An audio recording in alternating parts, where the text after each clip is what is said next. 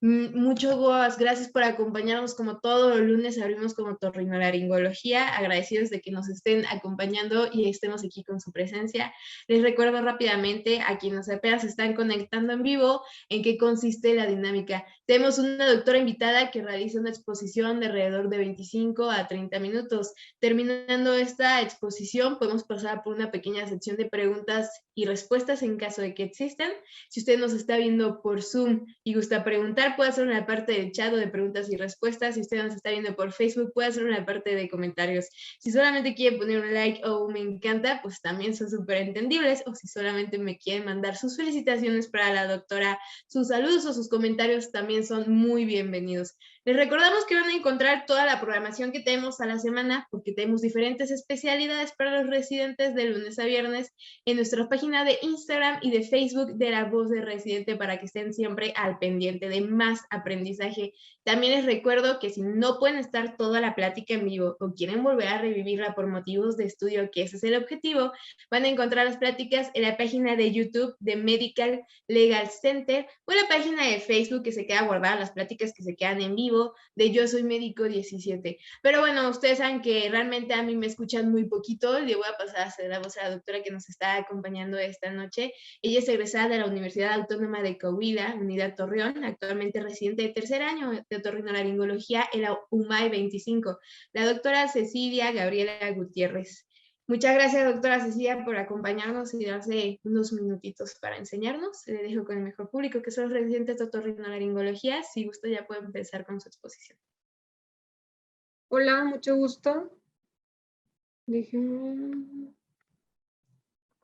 No sé si ya está bien la presentación, ¿verdad? Sí, doctora, ya está en pantalla completa. Ok.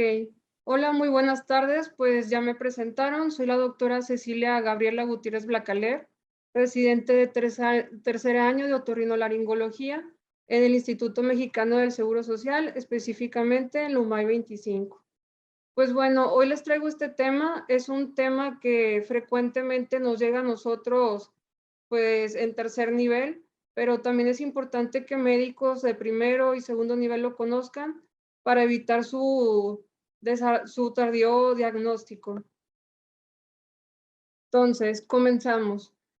¿Qué es la papilomatosis laringia? Es una enfermedad de etiología viral causada por el virus del papiloma humano y caracterizada por lesiones exofíticas en el tracto aerodigestivo. ¿Qué tenemos en esta definición? En primera, pues es causada por un virus. ¿Qué quiere decir? Que esto pues no lo vamos a poder eliminar tan fácil como si fuera una infección bacteriana. En segunda, o el virus del papiloma humano. Hay diferentes tipos de virus del papiloma. En aves, en otro tipo de animales también existe este virus. Sin embargo, el virus del papiloma humano se caracteriza por afectar epitelios. En este caso, puede ir a través de todo el tracto aerodigestivo. Y en esta imagen, a su derecha, podemos ver una lesión de las cuerdas vocales con una lesión característica de un papiloma. Más adelantito les enseñaré mucho más imágenes y las características de cada una de ellas. En cuanto a su epidemiología, tenemos que en Estados Unidos se estima que ocurren entre 80 y 1,500 nuevos casos por año. Su incidencia va de 4.3 por 100,000 niños y de 1.8 por 100,000 adultos. Se ha visto que es mayor en hijos de madres primigestas y la mayoría se diagnostica antes de los 5 años de edad. Es muy importante saber que en este tipo de patologías existen dos presentaciones principales, una de adultos y una de niños. Me voy a enfocar en la mayoría de la plática en la de niños, sin embargo, en los adultos, pues también es muy parecida a la presentación clínica. Ahorita voy a decir las grandes diferencias entre cada una de estas. No tenemos datos bien establecidos en México. En todas las literaturas que nos marca son estos datos y son de Estados Unidos. Entonces, tenemos que puede ocurrir a cualquier edad. Tenemos que el paciente más joven que ha presentado papilomatosis laringia puede ser hasta menores de 1 año y el mayor hasta 84 años. No hay diferencia de género, puede ser tanto en hombres como mujeres. Y como ya les mencioné, existen dos presentaciones principales, una juvenil y otra en adultos. La juvenil se presenta en pacientes menores de 12 años y la media es entre 2 y 4 años de edad. Esta presentación por lo general se va a ver más agresiva que en la de los adultos, teniendo un mayor número de recurrencias entre cada resección. Y en la presentación de adultos, pues tenemos que son en pacientes, a pesar de que mayor de 2 años no implica que no sean niños, pero la media tenemos que es entre 20 y 40 años. Y vemos que este tipo de presentación es un poco más benévola, a pesar de que la papilomatosis se considera como tumores benignos, pueden tener un comportamiento agresivo e incluso evolucionar a alguna transformación maligna. En cuanto a la etiología, pues tenemos que va a ser causada por el virus del papiloma humano. Este virus va a ser familia de Papoviridae, va a estar compuesto por DNA y ese epitelio trópico, como ya mencioné, pues va a atacar específicamente algunos tipos de epitelio del cuerpo. Y se han identificado más de 100 diferentes tipos de BPH. En el caso de la papilomatosis laringea, tenemos que los tipos más comunes van a ser el 6 y el 11, que si no, si somos, bueno, como sabemos, estos tipos también son los que encontramos en los condilomas genitales, y también el 16 y el 18, pero estos pues van a presentarse más en procesos que evolucionan a malignidad. Y tenemos que hasta 1990 no se había confirmado este virus como el causante de la papilomatosis laringea. También, pues, ya se los mencioné, los tipos más comunes en la vía aérea son el 6 y el 11. El tipo 11 tiene un curso obstructivo más agresivo. Entonces, en las presentaciones clínicas más agresivas, en este caso las de la presentación juvenil, se ha visto que este virus es el más frecuente. Y ya como lo dije, el 16 y el 18 tiene un mayor potencial a conversión maligna. En cuanto a la patogenia, como todo virus del papiloma humano, va a infectar a las células basales. En este esquema tenemos un epitelio con sus diferentes componentes, desde el estado basal hasta el estrato córneo. Entonces tenemos que este virus va a infectar a las células basales debido a los componentes de expresión de genes, que tenemos el componente E y L. El E significa una expresión temprana, early en su denominación en inglés, y tardía, latente. Entonces, esto es muy importante porque la expresión de genes C nos van a permitir la replicación en el epitelio de este tipo de virus, y los genes L nos van a permitir darle estructura a este virus. Entonces, al entender un poquito de estos dos componentes del virus, es ahí donde debemos verdaderamente tratar de buscar una solución en cuanto a su tratamiento, que hasta la actualidad no lo tenemos y es lo que nos evita erradicar por completamente a este virus. En cuanto a su histología, pues tenemos que este tipo de lesiones van a ser proyecciones con un núcleo fibrovascular central cubierto de un epitelio estratificado escamoso. Tiene una capa basal normal o hiperplásica con figuras mitóticas, y la tipia pues nos va a dar un signo de malignidad. A nosotros como otorrinos durante la resección de una lesión nos van a reportar los diferentes tipos, grados de displasia que existen en alguna muestra. Nos puede decir que es una displasia leve, una moderada o severa, de acuerdo a la tipia que encuentren los patólogos en las muestras obtenidas.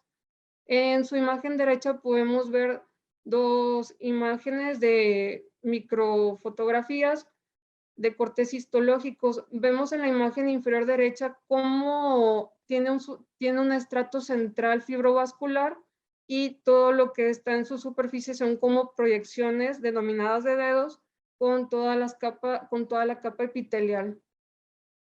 También pues veremos en los tratamientos posteriores con láser, esta es la razón del por qué están dirigidos hacia el estrato vascular.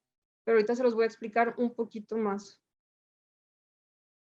Macroscópicamente su localización pues es donde existe epitelio escamoso y los sitios del tracto aéreo que nosotros hemos visto y están descritos en la literatura que se encuentran mayormente este tipo de lesiones puede ser desde el paladar blando. Nosotros en el hospital hemos visto muchos pacientes que comienzan con lesión en núvula, en los ventrículos laringeos, en la superficie de las cuerdas vocales, en la subglotis, en la carina traqueal y en los bronquios. Estos dos últimos lugares pues ya le compete más al neumólogo. Sin embargo, si ya vemos una lesión en subglotis, pues tenemos la obligación de tratar de descartar que ya sea una infección más diseminada. También tenemos que este tipo de lesiones pueden ser pediculadas o sésiles.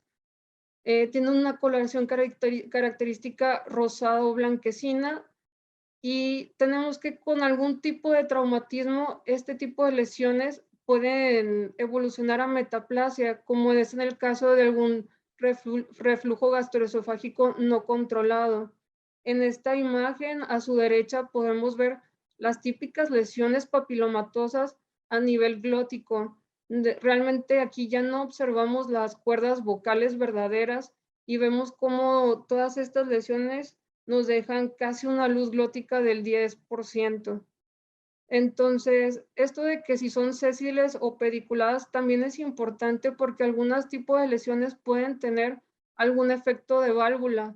¿Qué quiere decir esto? Que si es pediculada, tiene algún tronco adherido a alguna de las estructuras, digamos, a una parte de la cuerda, y ese tronco hace que la lesión se mueva como una válvula exactamente, y el paciente, en vez de que tenga una obstrucción, digamos, aguda, pueda presentar algún estridor intermitente. El paciente va a empezar con datos de dificultad en momentos, dependiendo si esa lesión le obstruye en momentos toda la luz o si se mueve, pues ya va a tener diferente presentación. Ahorita en otro videito van a ver ese tipo de efecto. Tenemos que la transmisión, pues todavía son diferentes tipos de transmisión, pero el mecanismo exacto todavía no está claro.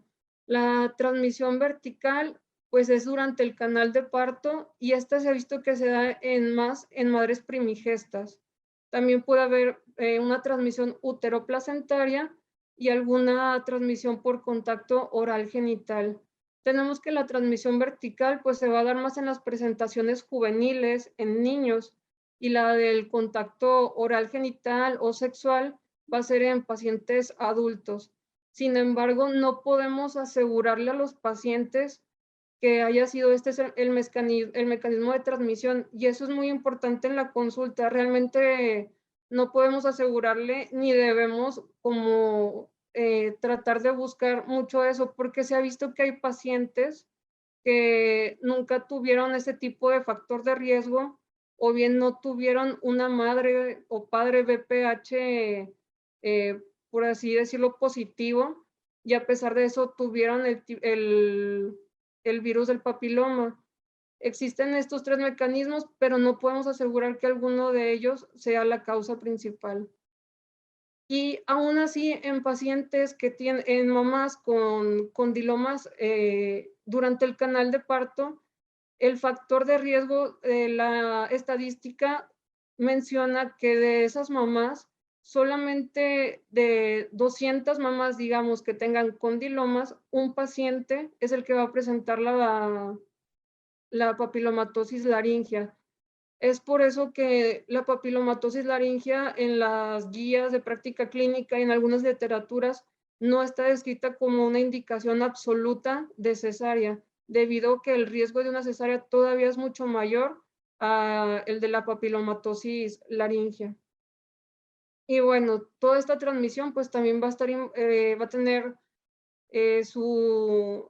va a depender de la inmunidad del paciente, del tiempo que esté en contacto el paciente con las secreciones o si hay algún trauma local y por ahí pueda entrar el virus.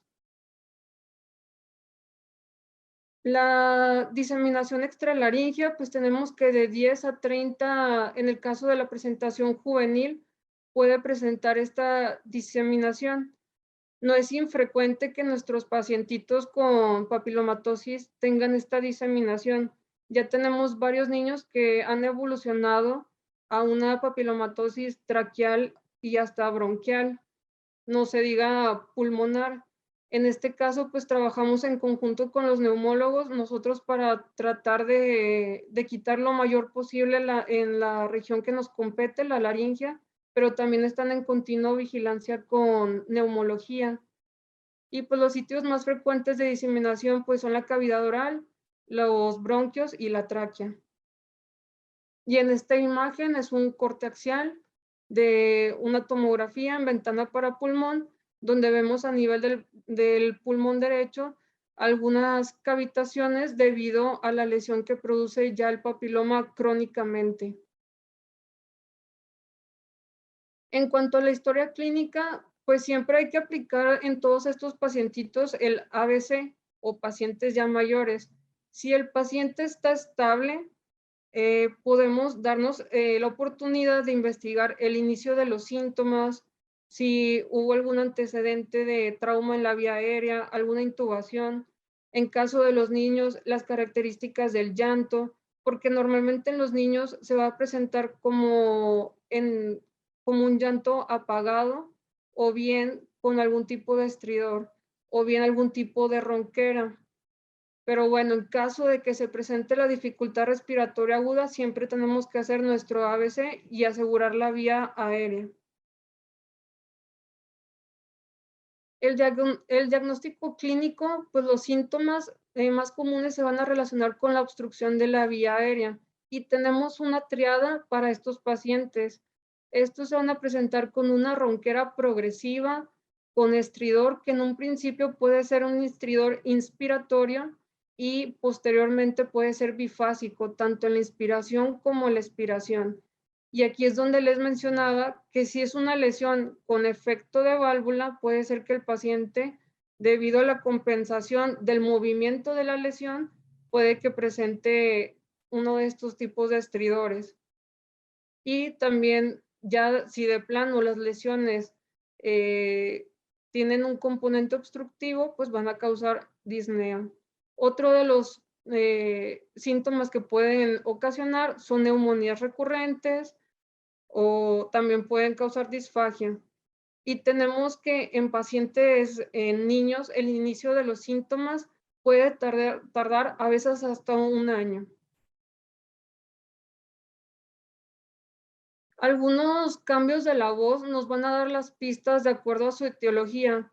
A lo mejor eso nos los podemos dar más cuenta nosotros los otorrinos que trabajamos más con la voz, pero de igual manera, yo como recomendación tanto a médicos generales o médicos de alguna otra especialidad que estén involucrados con este tipo de pacientes, ronquera, disfonía o dificultad respiratoria mayor de 2 semanas, es mejor hacerle algún tipo de estudio para investigar más de esto. No hay que dejarlo pasar. En este caso, la voz gruesa de tono bajo nos va a traducir a veces una lesión subglótica, al igual que un estridor de tono alto.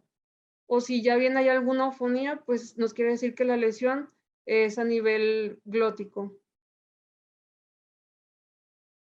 Dentro de los diagnósticos diferenciales, tenemos en los bebés, más que todo en las presentaciones infantiles, descartar el asma, el croup, la alergia o alguna bronquitis. También no hay que descartar alguna parálisis cordal o alguna estenosis subglótica. El retraso en el diagnóstico pues nos va a llevar a la necesidad de traqueotomías y esto es lo que más debemos tratar de impedir en este tipo de pacientes. Porque la traqueotomía solamente hay que hacerlo como último recurso y cuando ya de plano no podamos asegurar una vía aérea, porque el mismo procedimiento nos puede llevar posteriormente a una diseminación hacia las vías aéreas bajas. Y en caso de que lleguemos a recurrir a este tipo de procedimientos, hay que tratar que el paciente se le retire lo más brevemente posible. Lamentablemente, muchos de nuestros niños ya están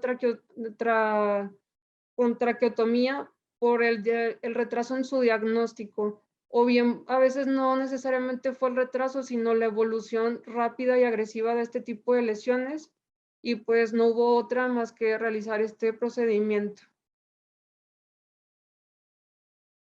En cuanto a la exploración física, pues hay que observar datos de taquipnea, fatiga, en el caso de los niños aleteo nasal, el uso de la musculatura accesoria, la hiperextensión del cuello al estar sentados.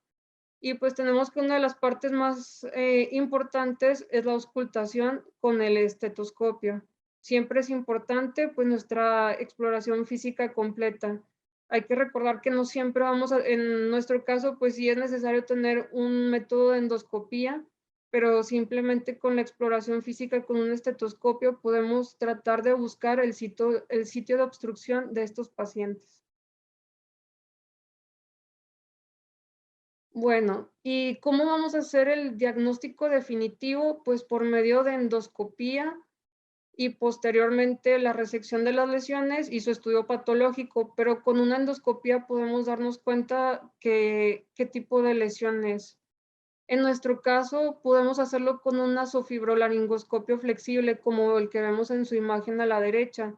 También existen otro tipo de endoscopios rígidos, puede ser uno de 70 grados, y esto nos permite evaluar la luz glótica, la movilidad de las cuerdas y qué tanto va a ser la necesidad de una intervención quirúrgica. En nuestros pacientes más jóvenes, digamos en niños, siempre hay que hacerlo en quirófano, más que todo en pacientes menores de 6 años, son poco cooperadores y también tenemos el riesgo de que se haga en consulta algún espasmo laringio. Y a veces, como sabemos, no tenemos el equipo rojo, no tenemos el material necesario en caso de que se llegue a presentar este tipo de emergencias. Entonces, siempre lo adecuado en niños es tratar de hacerlo bajo quirófano. Ya en pacientes adultos, si vamos a hacer una nasofibrolaringoscopía, pues podemos hacerlo con anestesia local. Si es un nasofibrolaringoscopio, primero anestesiamos nariz con algodón y anestésico local, o bien lidocaína en orofaringe. El siguiente video que les voy a mostrar, pues es una endoscopía con un lente de 70 grados proporcionado por una gran maestra, la doctora Marta Dávalos, especialista en laringología y trastornos de la voz. Entonces, en este video vemos la cara laringea de la epiglotis, vemos las cuerdas vocales verdaderas y en esta parte anterior donde está mi cursor podemos ver una lesión papilomatosa que se extiende hacia la subglotis. Esta es la cuerda vocal derecha y esta es la izquierda. Bueno, ya se borró. Pero básicamente eso es lo que tratamos de buscar durante una endoscopía. Una vez ya al hacer nuestro estudio endoscópico, para nosotros otorrinos es importante tener un registro de nuestra historia clínica, tanto en los pacientes prequirúrgicos como posquirúrgicos. ¿Por qué? Porque es importante tener una historia de cómo va evolucionando estas lesiones. Entonces, en este diagrama proporcionado en el Cummings, nos puede, por medio de figuras, dónde podemos encontrar alguna lesión. Entonces, vamos a tachar, de acuerdo a la endoscopía, dónde encontramos esa lesión. Al igual, acá hay un cuestionario donde podemos señalar en qué sitios se encontraban las lesiones a la endoscopía. Y posteriormente en la cirugía es muy importante, de igual manera, describir dónde encontramos bajo microscopio estas lesiones para en una posterior revisión poder saber si esas lesiones reaparecieron o se cambiaron de lugar o se diseminaron.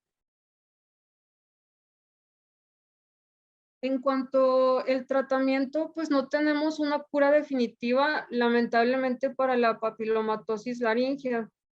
Ella y su nombre, que es recurrente, pero tenemos varios objetivos en nuestro tratamiento. Dentro de los principales, pues es erradicar lo mayor parcialmente la enfermedad de la vía aérea, mejorar la calidad de la voz, el control de la diseminación de la enfermedad y disminuir el número de intervenciones quirúrgicas. Entonces, les voy a explicar que los dos manejos básicos que hacemos para curar este tipo de enfermedad, pues es la resección quirúrgica, que es el definitivo, y tenemos terapias adyuvantes con ciertos tratamientos. Voy a hablar de cada uno de ellos. En cuanto al tratamiento quirúrgico, pues tenemos que su objetivo principal es mantener siempre permeable la vía aérea y no causar daño. También el otro objetivo es remover lo mayor que se pueda las lesiones, evitando la cicatrización excesiva y tratar de preservar la función. En un caso dado, cuando tenemos que las lesiones son de manera bilateral, pero se encuentran en la comisura anterior, es mejor iniciar en un lado, quitar todo lo posible de ese mismo lado y dejar parcialmente el otro. ¿Por qué? Porque podemos causar una sinequia y posteriormente causar mayor disfunción a esa laringe. Y ya en un segundo tiempo, que ya haya cicatrizado, quitarlas en el lado contralateral. Pero bueno, esas son varias reglas de cirugía. Pero lo principal, pues si está totalmente obstruyendo la vía aérea, es quitar lo mayor que se pueda. Tenemos varias modalidades para resección de las lesiones. La primera, como viene en la tabla, es la resección con microcirugía laringea, con forceps. La segunda es con resección con microdebridador, que este aparato es como un triturador que tiene cuchillas y reseca la lesión. Estos, digamos, son como métodos fríos. Y tenemos láseres, que es como el láser de dióxido de carbono, el KTP, que es a base de potasio, y el pulse dye láser. Estos dos últimos se basan en la hemoglobina de este tipo de lesiones, ya que son lesiones altamente vascularizadas. Este tipo de láser se fija, digamos, a la hemoglobina y es ahí donde ataca a este tipo de lesiones. Entonces, comenzamos con el láser de dióxido de carbono. Tenemos que este va a emitir ondas de 10.600 nanómetros y va a convertir la luz a energía térmica. Va a producir la destrucción tisular a partir de vapor de agua. Dentro de las mayores ventajas es que causa un mínimo sangrado, y dentro de las desventajas, pues es que a la vez de que se produce el vapor al destruir la lesión, suelta, digamos, las partículas virales al exterior. No se ha comprobado que haya algún contagio del mismo personal de salud al tratar de esto, pero siempre hay que, dentro de las medidas de seguridad, es usar cubrebocas y anteojos protectores. Esto desde antes de la época COVID. Y pues otro de las, igual, el uso inadecuado o agresivo, pues va a provocar la implantación del virus en tejido sano. Al igual que como se volatiza, digamos, ese virus puede diseminarse hacia otro tejido sano. Y en este video, pues les voy a mostrar cómo funciona este tipo de láser. Aquí vemos una, ahí va. Bueno, en esta parte observamos a nivel de la glotis, estas son las cuerdas vocales verdaderas, esta región es la comisura anterior, estas son las cuerdas vocales falsas, y vemos cómo la lesión papilomatosa al parecer proviene de la subglotis, y eso es lo que me refiero con un efecto de válvula. Aquí vemos como un chipotito sobre las mismas cuerdas, pero al respirar vemos cómo esa lesión baja hacia la subglotis, y ese es el llamado efecto de válvula. Entonces, para ir adelantando, esta exactamente son pinzas laríngeas que están resecando la lesión. vemos como en el video resecan una parte de esa misma, que eso es lo que hacemos nosotros durante la cirugía laringea, resecar con pura pinza las lesiones.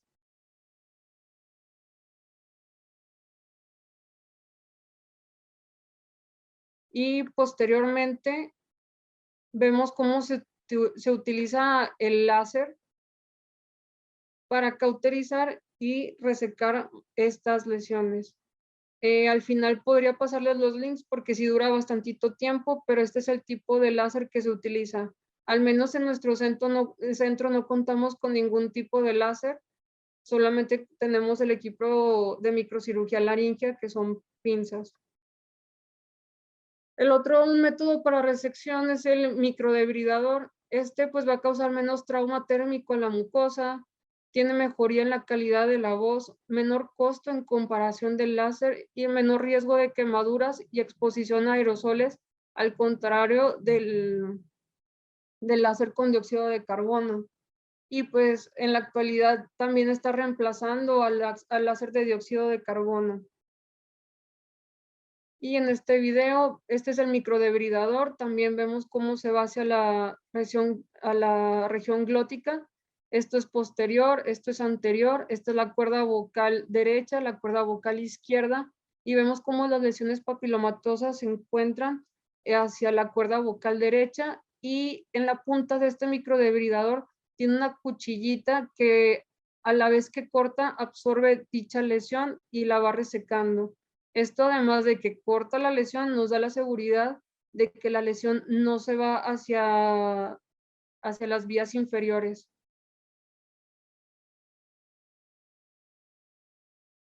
El otro de los tipos de láser pues es el pulse dye láser, que es un láser no ablativo selectivo para la microvasculatura de la lesión. Como hemos visto en los cortes histológicos, pues este tipo de lesiones tiene una estroma vascular. Entonces es tener un efecto angiolítico. La onda de longitud es de 584 nanómetros y esto es casi igual a la de la oxihemoglobina. Como ventaja, pues puedes realizarse en quirófano o en consultorio. Realmente pues todo se hace en quirófano. Y no hay evidencia de daño en la comisura anterior o que deje tanto a sinequia como puede ser algún tipo de láser o en sí las propias pinzas. Se puede utilizar en localizaciones de difícil acceso como en los ventrículos, en la subglotis o en la tráquea. Otro de los tipos de láser, y yo creo que es de los más utilizados actualmente porque es donde hay más evidencia, es el láser de KTP o de potasio titanio fosfato. Este láser también tiene su mismo principio en las ondas hacia la hemoglobina y tiene una longitud de onda de 532 nanómetros. De igual las ventajas, pues tiene el mismo principio que el láser anterior, pero tiene un poquito más de precisión.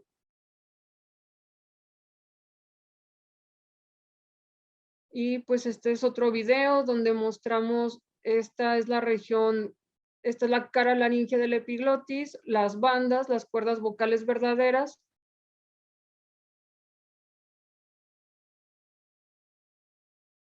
Al parecer esto es con estroboscopía porque vemos de manera más detenida el movimiento de las cuerdas vocales y vemos cómo se ve la lesión en la cuerda vocal izquierda,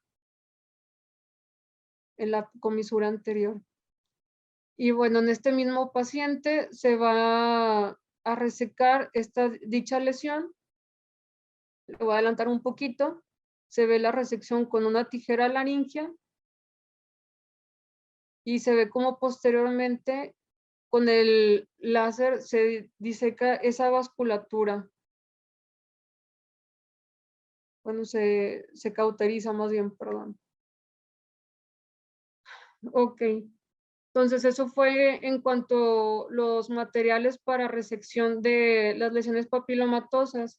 Ahora vamos con el tratamiento adyuvante.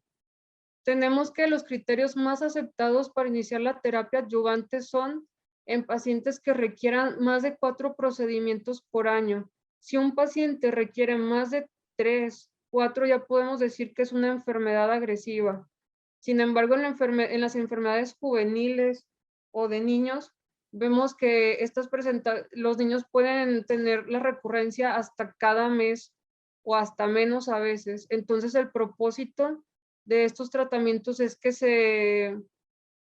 sea mayor el tiempo en que se quiten este tipo de lesiones.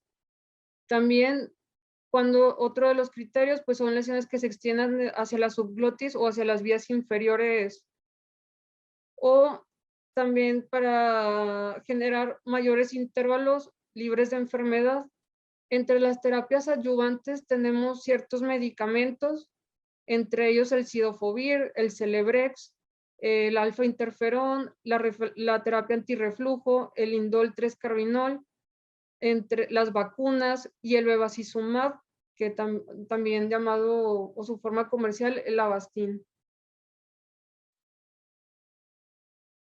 Entonces, en esta tabla les resumí todas las terapias adyuvantes.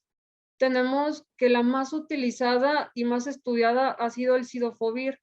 Este es un nucleósido análogo de la dioxitina y este nos va a inhibir al ADN viral. Tiene mayor toxicidad contra la familia de los herpes virus. Este medicamento podemos utilizarlo, como ya lo mencioné, en pacientes con una papilomatosis de moderada a severa, aquellos que ya requieran más de 3 cirugías por año y aquellos que tengan compromiso a la vía aérea.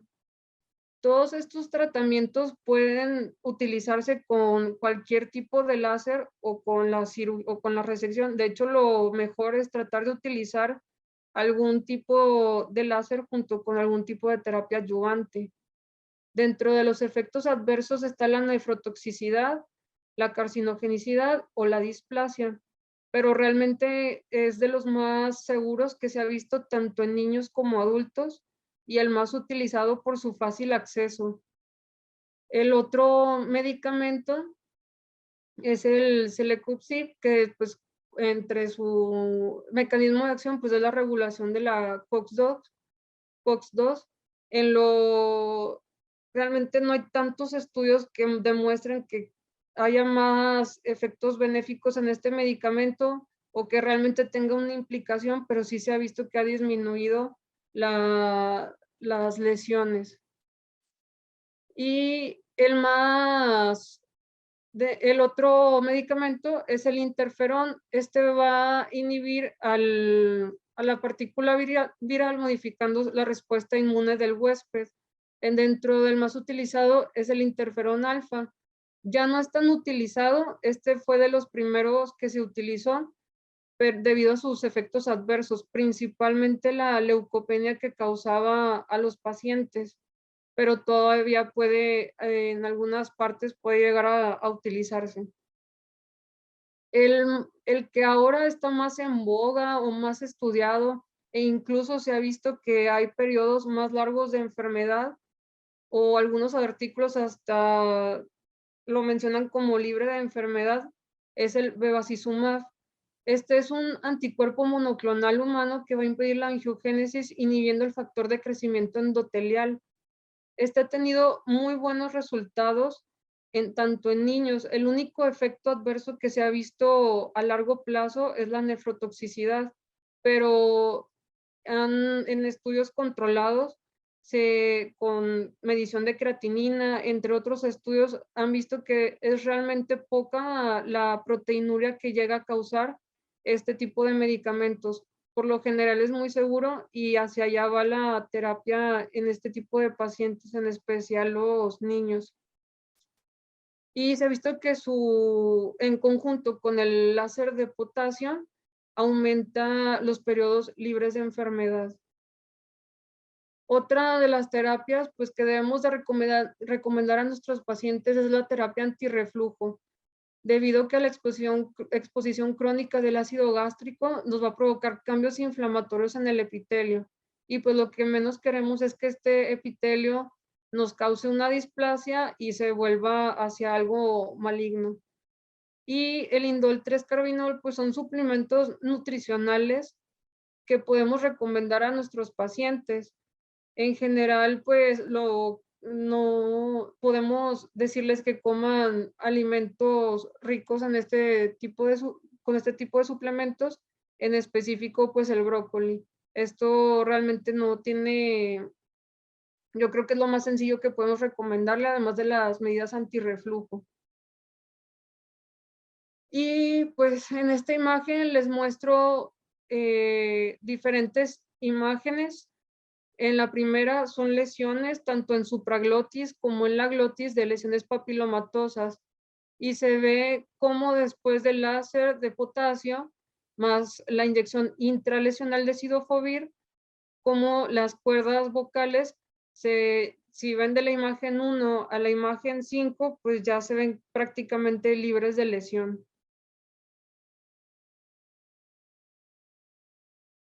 La traqueotomía, como ya lo había mencionado, se reserva a pacientes con enfermedad agresiva, donde el componente obstructivo pues ya no nos permita mantener esa vía aérea permeable. Sin embargo, pues hay que tratarlo en lo mayor de lo posible porque es un sitio de colonización para papilomas y su diseminación pues nos va a provocar que este tipo de lesiones se vaya hacia partes más distales. Y si la traqueotomía es inevitable, pues la decanulación debe de realizarse tan pronto como sea posible. Y hay que estar vigilando al paciente y vigilar que esa vía aérea pues sí sea permeable. La prevención, pues otros de los tratamientos, no solamente para la prevención, sino también para ya los pacientes con lesiones, pues está la vacuna del papiloma humano en la presentación Cervarix y en la presentación Gardasil, que como vemos la Cervarix es casi exclusivamente para el tipo 16 y 18, y la otra es para los 4 principales tipos de papiloma que nos causan tanto el BPH genital como el laringio. Y pues también vemos que el Gardasil 9 incluye otro tipo de virus del papiloma. Sin embargo, pues todavía su efecto es controversial. No hemos tenido tantos estudios que nos comprueben el efecto que causan a largo tiempo y el periodo libre de enfermedad a comparación de tratamientos como el bevacizumab. Pero pues siempre sabemos que la mejor terapia o el mejor tratamiento es el preventivo. Entonces, pues si podemos aplicarlo como prevención, pues es mucho mejor. Y bueno, quise incluir este caso. Les debo las imágenes porque es un poco difícil a veces con nuestros instrumentos tomarle fotos, pero en sí les comento de esta niña que es un paciente femenino de 2 años y 1 mes de edad que se envía a nuestro centro de tercer nivel con diagnóstico de tumor laringio. Como antecedentes familiares tenemos a papás con BPH genital y antecedentes gineco-obstétricos, pues fue un parto vaginal, fue una paciente de término de 39 semanas, no tuvo complicaciones al nacer, respiró y lloró y se egresó al igual que su madre.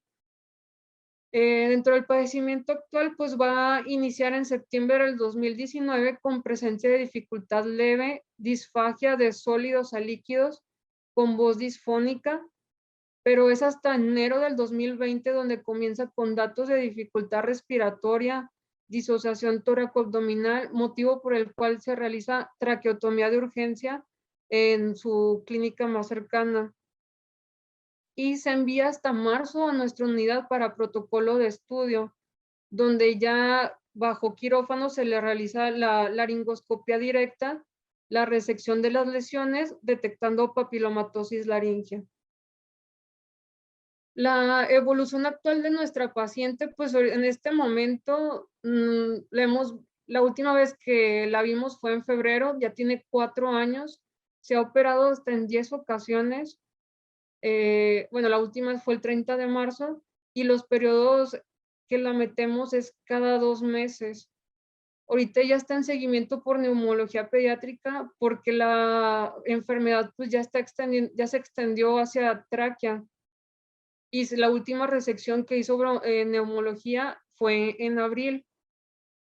Ya neumología también nos menciona que la lesión se extiende hacia el bronquio derecho. Entonces, les dejo esto solamente para que tomen en cuenta que son numerosos los niños que tienen este tipo de diagnóstico y que entre más pronto los diagnostiquemos, pues mucho mejor será su evolución. Entonces, no es raro que tengamos niños con extensiones extralaringeas.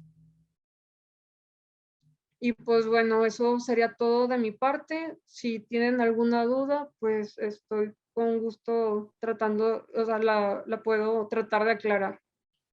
De hecho, doctor, solamente Gracias. una duda del doctor Juan Carlos que dice estudios de laboratorio. Está preguntando qué tipo de estudios de laboratorio. Ok, ¿qué estudios de laboratorio?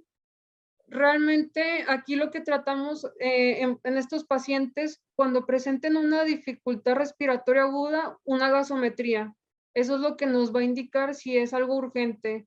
Un estudio como tal, detectar en un niño virus del papiloma humano, no es algo que hagamos de rutina. Entonces aquí más que todo lo reservamos en un escenario donde tengamos un niño con distrés respiratorio, haz una gasometría. Pero como tal, un estudio de laboratorio no nos es útil en estos casos. Nuestro gol estándar siempre va a ser la endoscopía. Muy bien, doctora Cecilia. Mientras, les recuerdo, si alguien tiene alguna duda, algún comentario, nos está viendo por Facebook, puede escribir en la parte de comentarios. Si nos está viendo por Zoom, puede hacer la parte del chat.